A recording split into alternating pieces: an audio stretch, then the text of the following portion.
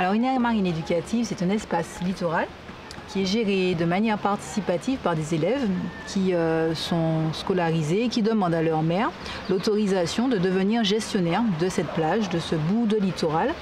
Ça leur permet de mener des actions avec des chercheurs pour améliorer la connaissance, leur connaissance du milieu marin notamment. Donc c'est un programme pédagogique en fait qui permet aux enfants d'être acteurs de la gestion et de la protection et de se connecter avec leur environnement. Alors une aire marine éducative, ça a plusieurs finalités parce que ça rend l'enfant responsable, il se sent responsable de sa plage, il a même envie de la transmettre, il a envie d'en parler à son entourage, donc ça le met dans une position où il a une certaine fierté. Il se sent acteur du coup et ça lui permet aussi de s'exercer pour demain parce que nous ce qu'on souhaiterait c'est que tout le monde soit un peu gestionnaire d'un petit bout de plage, qu'on se sente tous un peu propriétaires, gestionnaires et responsables de ce milieu. Donc c'est vraiment une façon de les mobiliser et de faire aussi qu'ils acquièrent des connaissances de façon plus ludique en étant sur le terrain, en entrant en interaction avec des acteurs de la mer. Et puis nous, ça nous donne aussi leurs sentiments sur ce que l'on fait parce que leur façon de nous parler est des fois très très simple et très directe et ce qu'ils attendent est des fois très clair et très adapté.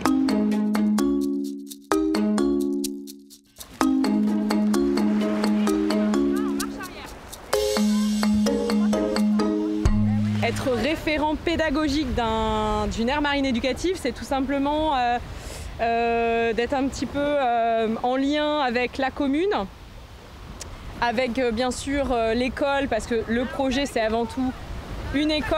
Alors ça peut être une classe dans l'école, là en l'occurrence sur le Carbet, on a 9 classes en tout. Ça fait un gros projet pour les enfants qui vont suivre du coup des travaux sur la mer pendant 4 ans.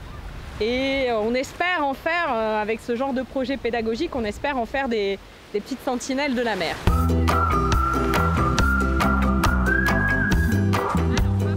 Pour certains, c'était la première fois qu'ils mettaient des palmes, masques et tuba, qu'ils mettaient la tête sous l'eau même.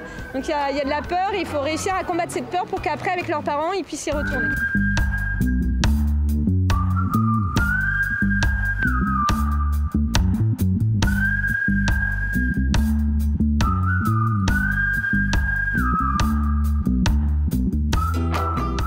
J'ai appris dans l'aire marine éducative qu'il ne faut pas jeter n'importe où ces déchets car ça va polluer et les poissons vont avoir du plastique dans la bouche et quand on va en manger, on aura du plastique dans le ventre. Quand des personnes sont dans l'aire marine éducative, ils cherchent les animaux pour les soigner, pour les protéger, pour voir s'ils ont des déchets dans leur corps et les protéger. Le milieu littoral est le milieu par excellence dans lequel j'ai évolué, parce que je suis géographe littoraliste, et l'idée était justement de développer le processus de sensibilisation des élèves. Et les élèves de 6e étant du cycle 3, les tout premiers arrivés, les tout petits arrivés en 6e, il était important aussi qu'ils apprennent un certain nombre de choses et qu'ils découvrent et connaissent des choses concernant leur environnement. Puisque les aires marines éducatives, c'est vivre la mer, connaître la mer, transmettre la mer. Il y a une toute petite feuille au milieu qu'on appelle un stipule. Regardez, comme ça ressemble à une petite oreille. J'aime bien faire des sorties comme ça j'apprends beaucoup de choses sur les plantes. Combien de plantes envahissantes? Vas-y, ça veut dire 3.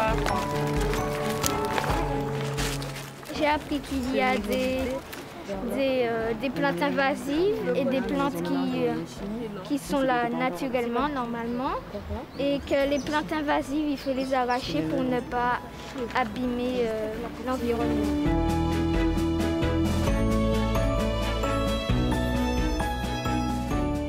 Ça m'intéresse beaucoup de sensibiliser les jeunes à l'identification de leurs plantes parce que nous avons, en Martinique, nous avons une très grande biodiversité. Sur un petit bout de terrain, on peut avoir une page de plantes. Ouais, alors, quand les gens viennent visiter, ils croient que toutes les plantes sont pareilles. Non, c'est pas vrai. Chaque plante a sa spécificité. Il y a au moins, sur un petit espace comme ça, vous pouvez avoir une vingtaine de plantes. Elles ont toutes des caractères différents et si vous les prenez, vous les mettez les unes près de l'autre, les autres, vous voyez qu'il y a des différences. Donc on travaille sur les différences.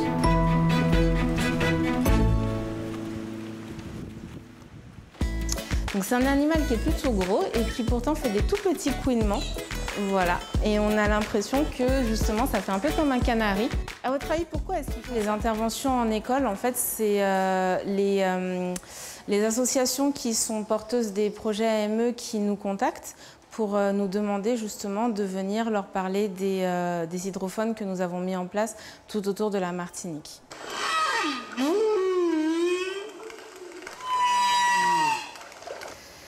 Voilà, je vous mets pas l'enregistrement en entier.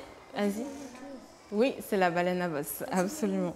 On a la chance d'être au Prêcheur, à côté de la mer. Donc, en plus, les élèves habitent la commune. Donc, du coup, pouvoir participer à l'aire marine éducative, c'est un plus pour eux. Et puis, ça rentre aussi dans les apprentissages, dans le champ d'éducation et aussi au niveau de tout ce qui englobe le développement durable.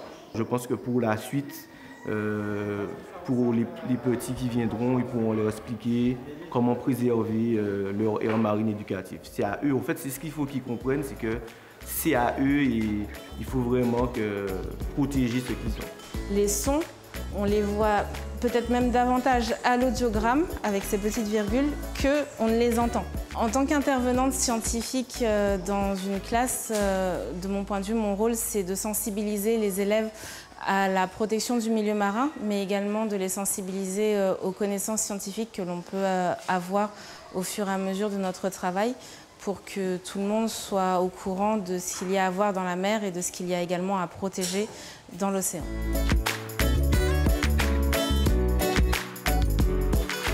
Nous avons à raison de 3 ou 4 rencontres, voilà, donc avec la SOMER, donc l'organisation qui se charge de nous fournir ces informations, donc 3 ou 4 rencontres par mois. Voilà, donc ça se présente, nous avons des sorties en dehors de l'école, nous avons aussi des documentaires, des prestations de différents partenaires. Donc voilà, c'est un échange entre l'extérieur et l'école, voilà.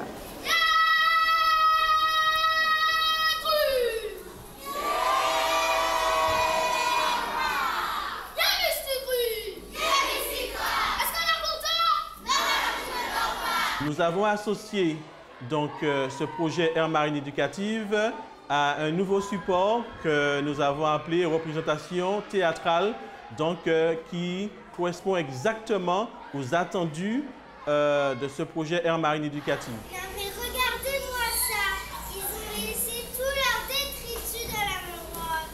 Ils ont laissé des tambours, des assiettes, des bouteilles en plastique et ensuite ils vont aller terroriser les animaux. La pièce de théâtre parle de 2 enfants qui vont pique-niquer dans la mangrove mais qui laissent tous ces déchets et donc qui vont embêter les animaux. Donc pour leur punition, ils vont être transformés et ils vont devoir remplir une mission pour devenir humains.